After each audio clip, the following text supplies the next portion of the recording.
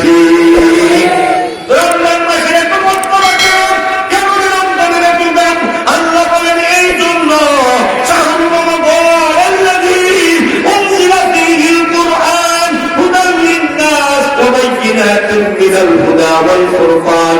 রমজান মাসে কোরআন শরীফ নাযিল হয়েছে, এই জন্য আমার আল্লাহ রমজান মাসের মর্যাদা বাড়াইয়া দিয়েছে।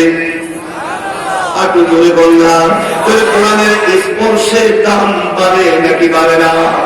আপনারা আজকে যারা কোরআনের আলেমদের মাহফিলে এসেছেন, আল্লাহ পাকের এই আমানত যাদের সিনার মধ্যে আছে, কোরআন সুন্নাহ মোতাবেক যাদের জীবন, তাদের ওয়াজ শুনতে এসেছেন, আল্লাহু আকবার। যদি ইখলাস নিয়ে নায়েবের নবীদের ওয়াজ শুনতে আইসা থাকেন, আপনি নবী কি দেখি নাই, সাহাবায়ে কেরামদের কি দেখি নাই,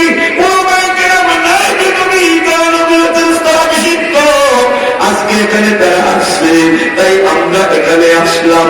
এই মহব্বত দিয়ে যদি আইসা থাকেন, উলামায়ে কেরামের চেহারার দিকে তাকাইবার সাথে সাথে আমার আল্লাহ জীবনের সব সগরা গুনাহ মাফ করে দিয়েছে। এটা কোরআনের ইলমের বরকত। এটা কোরআনের কারণে আমার বীর বাবার বন্ধুরা, এই জন্য কোরআনের কারণে মানুষের মর্যাদা, কোরআনের কারণে মানুষের সম্মান। তাই আল্লাহ রাসূল বলেছেন যে তোমাদের মধ্যে ওই ব্যক্তি উত্তম যেই ব্যক্তি কোরআন শিখে এবং অন্যকে শেখায়। সুবহানাল্লাহ। খায়রুকুম মান তাআল্লামাল কুরআন ওয়া আল্লামা। এই কথা বলার উদ্দেশ্য, এই ব্যাপারে আমি কিন্তু কথা বলবো, মনোযোগ দিয়ে শুনেন। তোমাদের মধ্যে ওই ব্যক্তি উত্তম যে কোরআন শিখে। আচ্ছা, শিখে কি ছাত্র না উস্তাদ? ছাত্র। এবং শিখা আগে আল্লাহ রাসূল ছাত্রদের কথা বললেন, তারপর বললেন শিক্ষকদের কথা। তোমাদের মধ্যে ওই ব্যক্তি উত্তম যে কোরআন শিখে এবং অন্যকে। সুবহানাল্লাহ। এখানে কি উস্তাদের নাম আগে না ছাত্রদের নাম আগে? অন্য শিক্ষিত হলে হবে। আমাদের কি শিক্ষার কোন মূল্য নেই? আমরা তো দিল্লিতে গিয়ে লেখাপড়া করি, অক্সফোর্ডে লেখাপড়া করি, Dhaka varsity, Chittagong varsity, Rajshahi varsity, Kushtia varsity, আমরা বিভিন্ন মেডিকেল কলেজ, বিভিন্ন শিক্ষা অর্জন করি। আমার রাসূল তো ওই শিক্ষার্থীদেরকে সেরা বললেন না, তোমাদের মধ্যে উত্তম বললেন ওদেরকে যারা কোরআন শিখতে যায়। অথচ আমাদের দেশে সর্বপ্রথম বাচ্চারাই কোরআন শিখতে যায়। কথা বলেন ঠিক না ঠিক? আর শিক্ষার পরিবেশ কেমন? বাঙ্গা ঘর, বাঙ্গা বিছানা, সিরা বিছানা, বাঙ্গা টেবিল, এত পাকাপোক্ত বড় না। দুনিয়ার যত শিক্ষা আছে কোরআনের শিক্ষা ব্যতীত, যত শিক্ষা কেন্দ্র আছে কোরআনের শিক্ষা ব্যতীত, জাগতিক যত শিক্ষা ব্যবস্থাপনা আছে এগুলো অতি উন্নত। কোন কোন শিক্ষা কেন্দ্র না এরকম যে এটাকে পুরো দমে কি করে রাখে, এসি করে রাখে। কি করে রাখে? বহমনের বিছনা নিচে এক একজনের আলাদা আলাদা টেবিল, ব্যাগ আলাদা, যাতায়াতের গাড়ির ব্যবস্থা আলাদা, যত উন্নত ব্যবস্থাপনা, খাওয়া দাওয়ার মান উন্নত, আবার হোস্টেল থাকার মানও উন্নত। অর্থাৎ কোরআনের শিক্ষা ছাড়া জাগতিক শিক্ষা কেন্দ্রগুলা দৃশ্যমান দেখা যায় কোরআনের শিক্ষা কেন্দ্রের চাইতে সুযোগ সুবিধায় সব দিক থেকে তারা উন্নত। ঠিক আছে ঠিক? এখন তারা যদি আফসোস করে বলে উন্নত ব্যবস্থাপনার শিক্ষা থাকার পরেও রাসূল আমাদের শিক্ষা কেন্দ্রগুলোকে শ্রেষ্ঠ শিক্ষা কেন্দ্র এবং আমাদের শিক্ষার্থীদেরকে শ্রেষ্ঠ শিক্ষার্থী বললেন না, কিন্তু অনুন্নত ব্যবস্থা, সিরা বিছনা, ভাঙ্গা ঘর, বাংলা টেবিল, এক বেলা খায় তো আর এক বেলা খায় না। তো এরকম ভাবে কারো যাকাতের টাকায় চলে, কারো ফিতনার টাকায় চলে, কারো ইহসানে চলে, কারো চোখের পানিতে চলে, কারো কান্নার পানিতে চলে, আল্লাহর রহমতে চলে। ওই প্রতিষ্ঠানগুলোকে রাসূল কেন, ওই প্রতিষ্ঠানের শিক্ষার্থীদেরকে রাসূল কেন শ্রেষ্ঠ বললেন? একটু প্রশ্ন আসে নাকি আসে না? কথা বুঝলেন আমার? জাগতিক শিক্ষা কেন্দ্রগুলো এত উন্নত, এই শিক্ষার্থীদেরকে নবী শ্রেষ্ঠ না বলে ওই বিছনা, সিরা বিছনার মধ্যে বাংলা টেবিলে বসে যাওয়া পড়ে তাদেরকে রাসূল কেন শ্রেষ্ঠ বললেন? মুফাসসিরে কেরাম লেখেন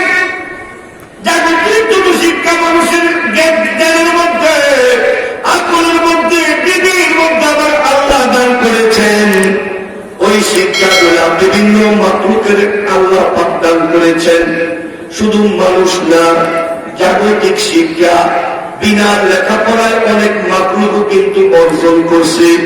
উদাহরণস্বরূপ একজন ইঞ্জিনিয়ার ঘর বানায় টাকসার তৈরি করে, কিভাবে তৈরি করবে না করবে সবাই এরকম ভাবে বলে দিতে পারে, এটার উপরে সে ডিগ্রি অর্জন করছে।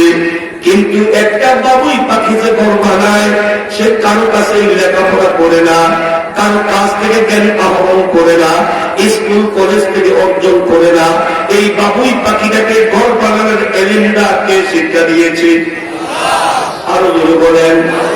এখন যদি ইঞ্জিনিয়ারকে রাসূল শ্রেষ্ঠ বলতেন, তো বাবুই পাখিরা মিছিল করত, আমরা থাকতে মানুষ কেন শ্রেষ্ঠ হবে? আমাদের কোন শিক্ষা ব্যবস্থা নাই, এমনিতেই আমি ঘর বানাইতে পারি। এমনকি বাবুই পাখি আল্লাহ পাক এমন এলেন দিয়েছে, বাবুই পাখির বাসা যখন বানানো হয় অন্ধকারে তারা ভয় পায়। এখন ভয় পাওয়ার কারণে সকালবেলায় বাবুই পাখিটা ওই পুকুরের কিনারে গিয়া, নদীর কিনারে গিয়া, খাল বিলের কিনারে গিয়া তারা এঁটেল মাটি সংগ্রহ করে, দোআঁশ মাটি আনে না, বালির মাটি আনে না, একবারে এঁটেল মাটি সংগ্রহ করে পা দিয়া সেন্টি সেন্টি মাটি আনিয়া বাসার মধ্যে তারা জমা করতে থাকে। একটা গোল করিয়া অত্যন্ত গোলাকার আকারে ভারী করিয়া মাটিটাকে জমায়েত করিয়া আবার খাল বিল পুকুরে নামিয়া পড়ে কি করার জন্য? একটা এরকম জোনাকি পোকা ধরার জন্য। জোনাকি পোকা আপনারা চিনেন নাকি চিনেন না? চিনেন?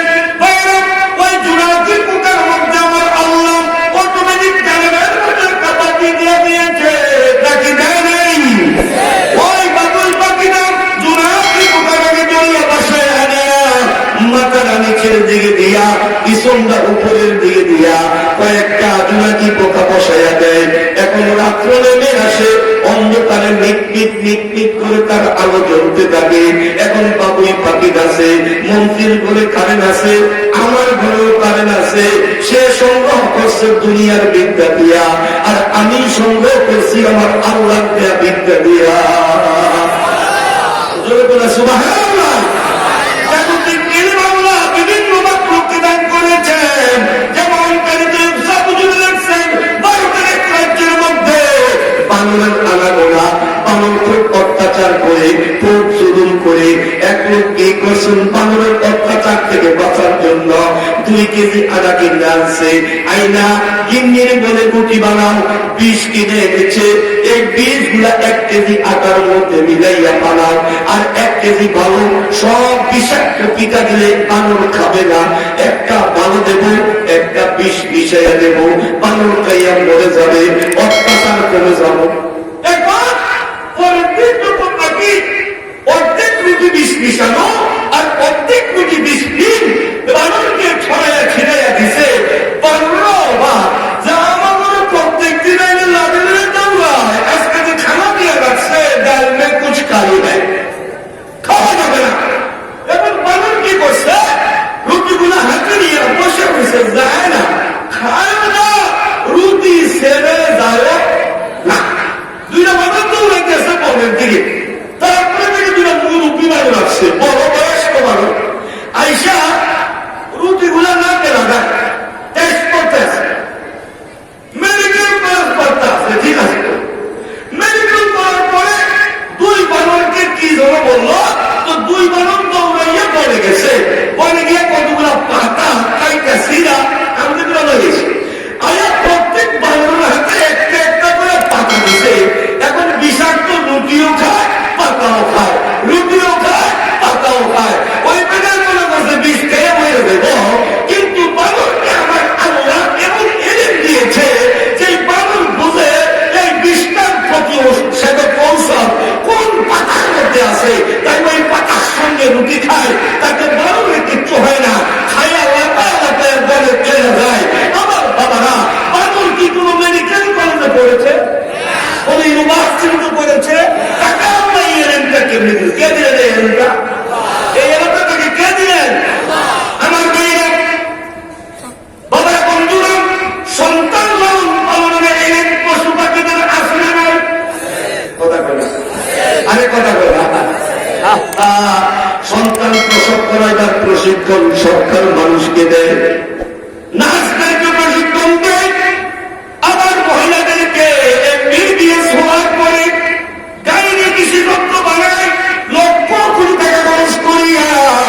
কিন্তু পাখিরা যখন প্রসব করে ডিম পারে, বাচ্চা ফুটায়, এই এলেমটা তাদেরকে দিছে। বাচ্চারা দুধ খাওয়াইতে হয়, এলেমটা তাদেরকে দিছে। গরুর বাচ্চারা দুনিয়ায় আইসাই মার দুধটা বিশ্রাইতে আরম্ভ করে, মার দানটা বিশ্রাইতে আরম্ভ করে দুধ খাওয়ার জন্য এই এলেমটা তাদেরকে দিছে। সুবহানাল্লাহ বলেন না? এলেমটাকে আল্লাহ দিয়েছে, তার মালিক পার্থিব বিদ্যা আল্লাহ বিভিন্ন মাখলুককে দান করছে। মৌমাছি আল্লাহু আকবার লম্বা হয়ে যাবেন, বিভিন্ন ফুলের মধ্যে বৈশা বৈশা কোনটা মধু কোনটা বিষ এটা বুঝিয়া মধুটা সংগ্রহ করে বিষটা সংগ্রহ করে না। এই এলেমটা তাদেরকে দিছে। এক এলাকা থেকে আরেক এলাকায় যায়, আবার এখানে যোগাযোগ আছে। এই যে এখন আমরা নেটওয়ার্ক তৈরি করছি, দুনিয়ার নেটওয়ার্ক বানাইবার আগেও মৌমাছির মাথার মধ্যে দুইটা নেটওয়ার্ক আছে না নাই? কোথায় থেকে কোথায় যাবেন, কোথায় তার বাড়ি, কোথায় তার ঘর, কোনটা তার সিরাত, কোনটা তার রাস্তা, এটা শিক্ষার ব্যবস্থাপনা আল্লাহ দিয়ে দিয়েছে। মৌমাছি যতই দূরে যাক, বিবির সঙ্গে যোগাযোগ আছে, বিবি বাসায় বসিয়ে থাকে, আর পুরুষ মৌমাছিরা দৌড়াইয়া মধু সংগ্রহ করতে যায়, বিবি দিক নির্দেশনা দেয়। আমরা যেমন ক্যাম্পাস লাগাই কোনটা কাটলা, এরকম ভাবে আল্লাহ তাআলা তার মধ্যে বিদ্যা দিয়ে দিছে। বিবি আমি এখন কোন দিকে আসবো, তুমি একটু উত্তর দিকে আসো, এত উপরে উঠো না, অন্য পাখি আসতেছে এত নিচে নামো। বিমান যেরকম নির্ধারিত রাস্তায় চলে, আল্লাহর মাখলুক মৌমাছিটাও নির্ধারিত রাস্তায় চলে। সুবহানাল্লাহ। মৌমাছিদের এলেমটা কে দিল? আমি যদি বলে উদাহরণ দিয়ে রাখলো পার হয়ে যাবে। সর্বশেষ কথা যেটা, জাগতিক যত শিক্ষা আছে, কোরআনের শিক্ষা ব্যতীত যত প্রকারের শিক্ষা আছে, প্রত্যেকটা শিক্ষা মানুষ আল্লাহ পাক বিভিন্ন মাখলুকের মধ্যে দিয়েছে। কিন্তু একমাত্র শিক্ষা কোরআনের শিক্ষা, এটা জিন আর ইনসান ছাড়া আল্লাহ অন্য কোনো মাখলুককে দেয় নাই। এটাই দুনিয়ার সর্বশ্রেষ্ঠ কথা বলে, এটাই দুনিয়া। দিন এবং আখিরাত দুই জাহানের শিক্ষা কোরআনে আছে। আপনারা মনে করলেন না যে বিজ্ঞান দুনিয়া আবিষ্কার করছে, মোটেই না, বরঞ্চ বিজ্ঞান কোরআন থেকে সামান্য এলেম নিয়ে বাহাদুরি করতেছে। কোরআন থেকেই সম্ভব হয়েছে। আর আমরা বলি না কেন, আমরা কোরআন যদি কাজ করি না, কোরআনের সঙ্গে আমাদের সম্পর্ক কম, আমরা কোরআনের গভীর এলেমে ঢুকি না। আর ইহুদি খ্রিস্টান ওই তারা কি করে, তারা গোপনে গোপনে মুখে মুখে যদিও কোরআনের বিরোধিতা করে, ভিতরে ভিতরে কোরআন নিয়েই ঘাটাঘাটি করে। কথা বুঝছেন না? কোরআন নিয়েই ঘাটাঘাটি করে। এই জন্য রাসূল বলেছেন, যেহেতু জাগতিক শিক্ষা মানুষরা আরো অন্যান্য মাখলুকের মধ্যে আমার আল্লাহ দান করেছে, কিন্তু কোরআনের শিক্ষা কাউকে দান করে দেয়। তাই আল্লাহ রাসূল বলছেন, কোরআনের শিক্ষার্থীরাই শ্রেষ্ঠ শিক্ষার্থী। তোমাদের মতো তোমরা কোরআন শিখে, কারণ এই কোরআন আল্লাহ তাআলা যে ফেরেশতারা তারাও কোরআন করতে পারে না। যতটুকু আল্লাহ তাদেরকে শিক্ষা দিয়েছে, অতটুকুর বাহিরে এক অক্ষর বলার ক্ষমতা ফেরেশতাদের রয়েছে। সুবহানাল্লাহ। লা ইলাহা ইল্লাল্লাহ। আমরা আল্লাহ এই জন্য নবীজি কোরআনের শিক্ষার্থীদেরকে শ্রেষ্ঠ শিক্ষার্থী বলেছেন, কারণ কোরআন এমন এক কিতাব,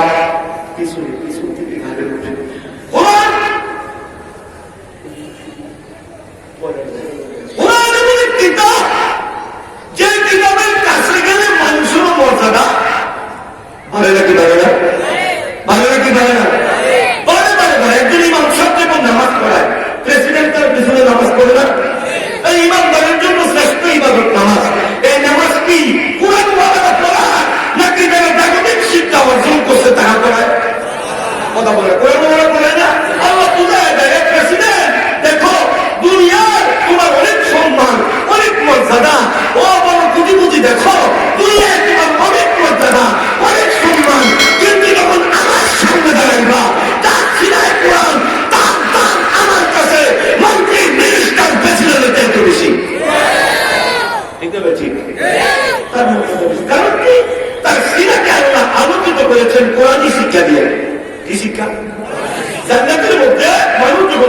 করবে। সুবহানাল্লাহ আগে বলে আচ্ছা দুই সুবহানাল্লাহ।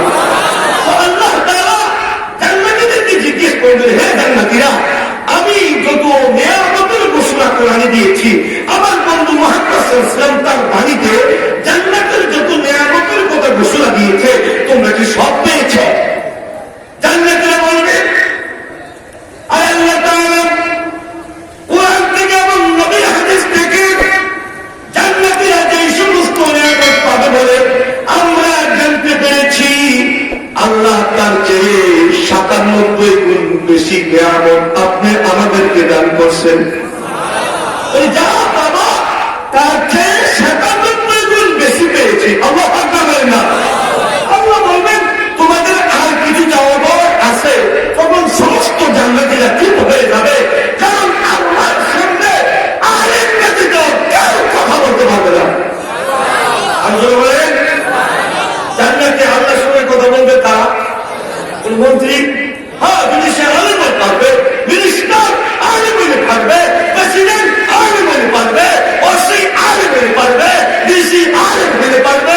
কথা বলেন ঠিক ঠিক? যদি আলিম পারবে, যদি আলিম না হয়, কোরআন এবং সুন্নাহর ইলম যদি তার কাছে না থাকে, তাহলে সে দুনিয়ায় যত বড় দামি হোক, আল্লাহর সামনে কথা বলার সুযোগ তার হবে না এবং কথা বলার মতো মুখ তার থাকবে না। আল্লাহ করবেন।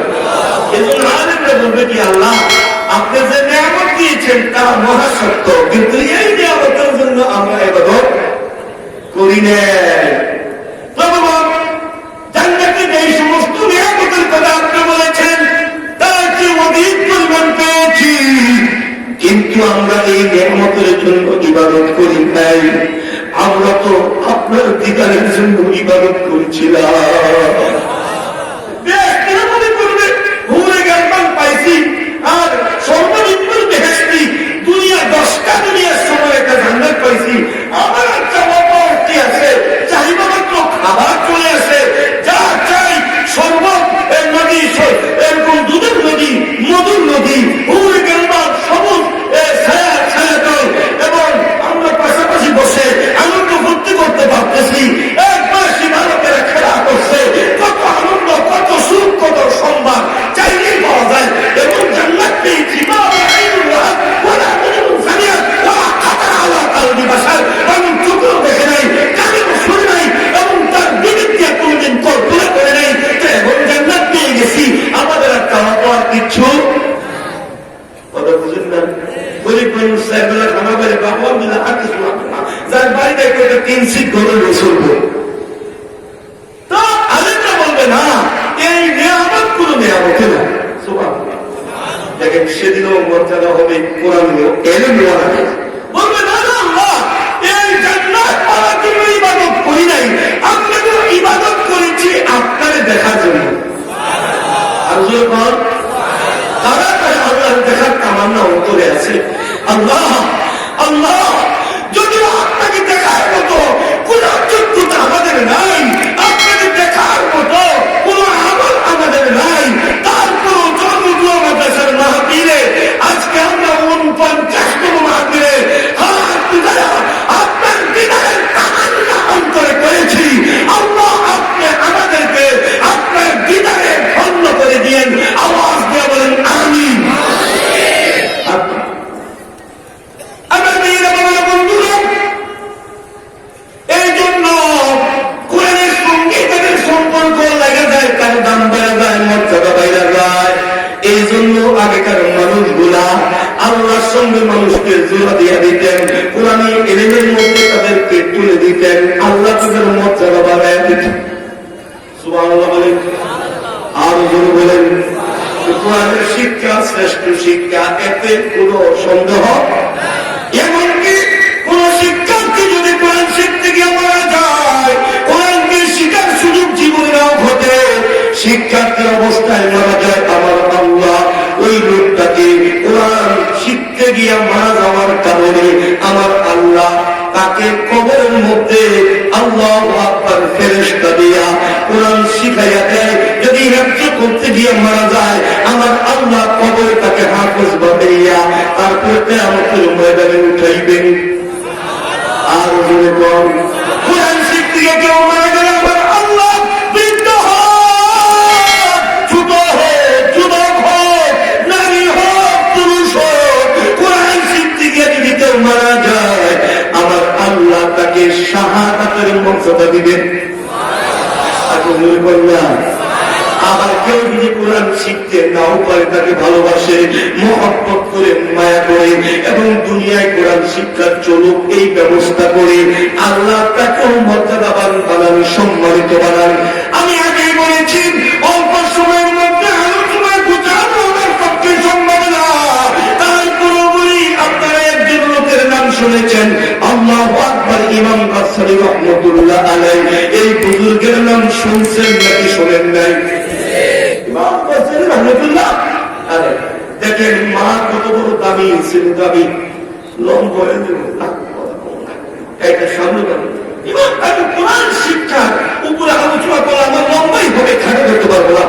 তো ইমাম গাজ্জালী রাহমাতুল্লাহ আলাইহি তিনি একজন দার্শনিক ছিলেন। দর্শন শাস্ত্রে এত বড় সম্মান, এত বড় মর্যাদা তিনি এরকম ভাবে দখল করেছেন। সামনের দিকে তার মতো দার্শনিক দুনিয়ায় আসবে কিনা সন্দেহ। আল্লাহ দর্শন শাস্ত্রটা অবদান। তো দার্শনিক ইমাম গাজ্জালী রাহমাতুল্লাহ আলাইহি তিনি ছিলেন আল্লাহওয়ালা। তার কাজটা ছিল খোলা, অর্থাৎ মাঝে মধ্যে অদৃশ্য থেকে মালিকের আওয়াজ পাইতেন। তো আসতে কোন সুবহানাল্লাহ, অন্তরটা অন্তর ভরে বলেন সুবহানাল্লাহ। আল্লাহ তাআলার সঙ্গে তার এত সম্পর্ক, এত যোগাযোগ। এরা কত বড় বলেছিল এটা আগে না বললো তোরা। ইমাম মুহাম্মদ গাজ্জালী এবং আহমদ গাজ্জালী দুই ভাই। কয় ভাই? কথা যেহেতু আছে একটু বলি, দুই ভাই।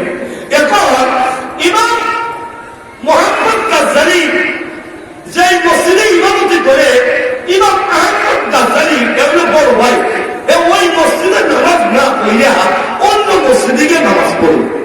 তো লোকেরা সমালোচনা করে আমরা ইমাম সাহেবের পিছনে নামাজ পড়ি, তার বাইরে তো নামাজ পড়ে না।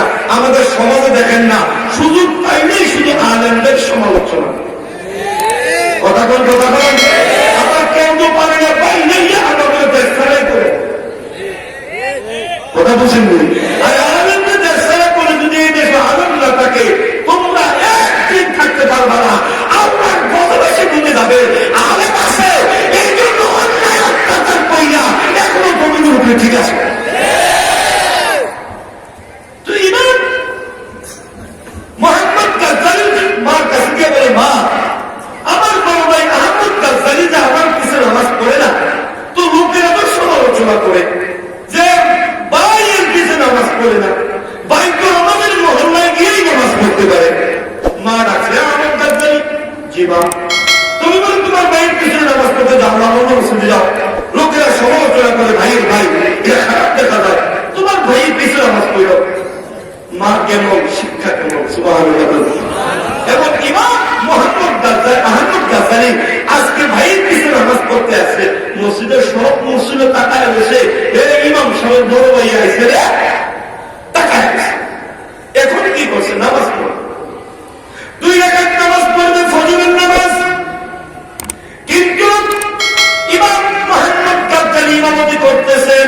ইমাম আহমদ গাজ্জালী নিয়ে বান্দা 2 রাকাত নামাজের মধ্যে 1 রাকাত নামাজ পড়ছে, আর এক নামাজের মধ্যে দাঁড়াইয়া রুকু আর সিজদা দেয় না, এমনি নামাজটা সাইরা দিয়া অন্য মসজিদে চলে গেছে। আল্লাহু আকবার। এইবার সমালোচনা বাড়ছে না কমছে? কথা বুঝুন নাই, বাড়ছে না কমছে? বাড়ছে। এখন সালাত ফিরে লোকেরা দেখে ইমাম আহমদ গাজ্জালী চলে গেছে। এখন একজন একজনের পর ইমাম সাহেবের বাইরে যায় নামাজ পড়তে হইলে তারা 2 রাকাত না পড়িনা 1 রাকাত পড়লেই চলে গেছে। এবার দুঃখ ছোট ভাইয়ের কমছে না বাড়ছে? দুঃখ লেগে মায়ের কাছে বললেন, মা আপনার কথা অনুযায়ী বড় ভাই আমার পিছনে নামাজ পড়তে গিয়েছিল মা, কিন্তু কি আশ্চর্য, ভাই 2 রাকাত নামাজ পড়ে নাই, 1 রাকাত পড়েই মসজিদ থেকে বাইরে চলে আসে।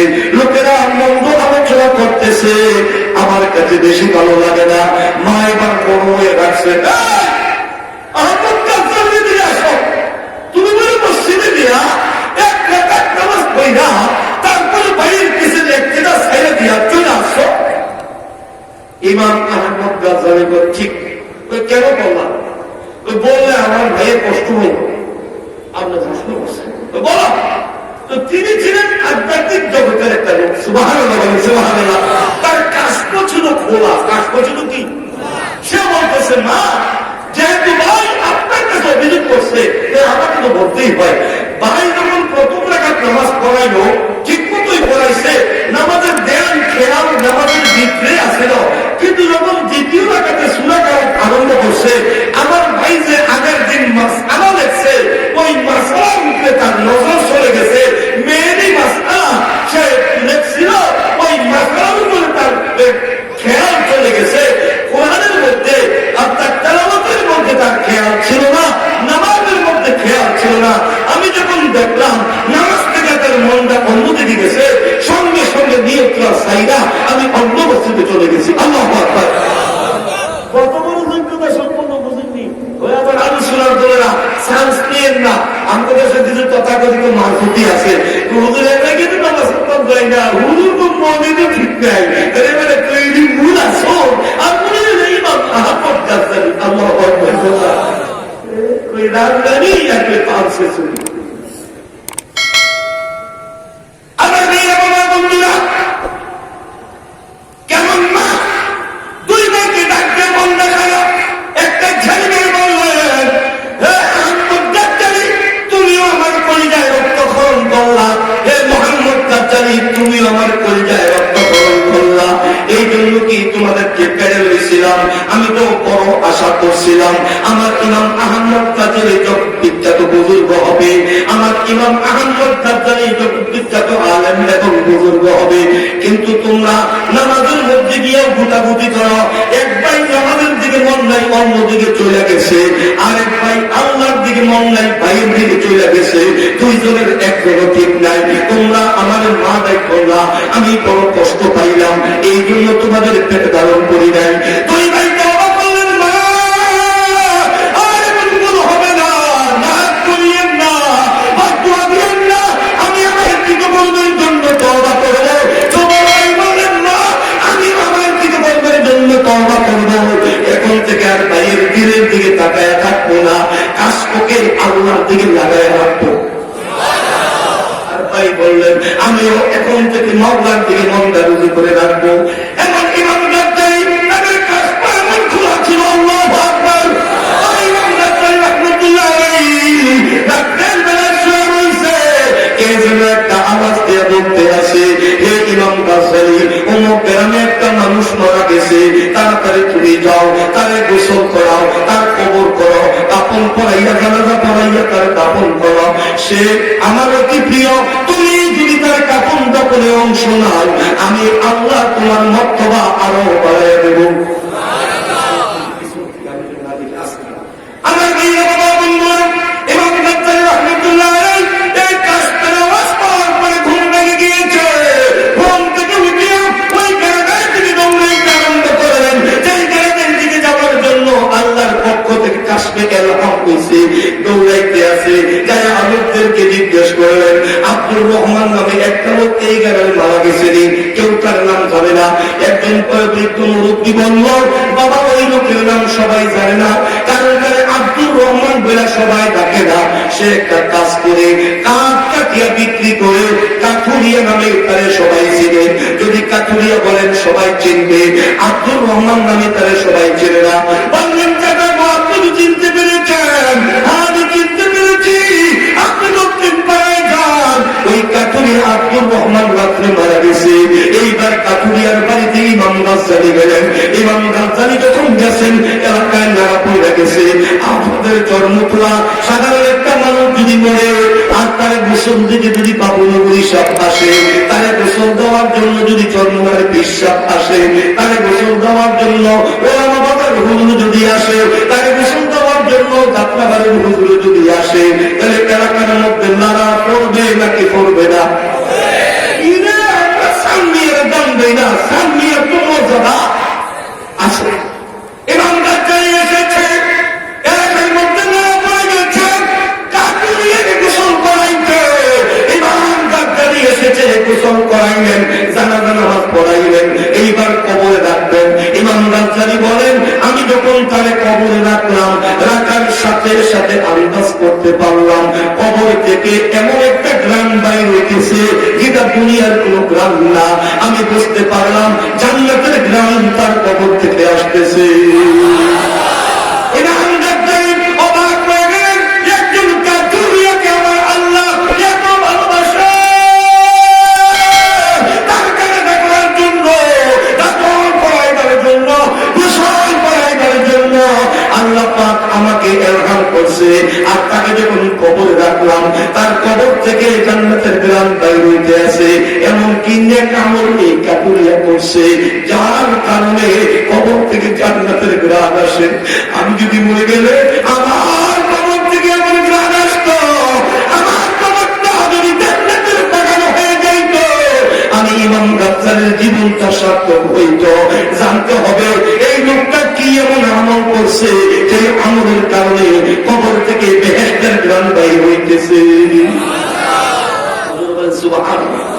এরা গাজ্জালি রাহমাতুল্লাহ দাপন কাপড় শেষে ওই যুবককে বললেন, ওই আব্দুর রহমানের ছেলেকে বললেন, আব্দুর রহমানের ছেলে, বাবা তোমার আব্বা এমন কি আমল করেছে যে আমলের কারণে কবর থেকে জান্নাতের গ্রাম বাইর হয়? যুবকটা ডাক দিয়া বলে, আমার আব্বা এমন কোন আমল চেষ্টা করতে দেখি না, তবে শোনেন আমার আব্বা সময় মতো নামাজ পড়তেন, বাকি আমল সম্পর্কে আমার ধারণা নাই। যুবকরে চলো না, তোমাদের বাড়িতে একটু যাব, তোমার মার সঙ্গে একটু জানবো, কারণ স্বামীর ব্যাপারে সবচেয়ে ভালো স্ত্রী বলতে পারে তোমার বাবা এমন কি আমল করছে যে আমলের কারণে কবর থেকে জান্নাতের গ্রাম বাইর হয়।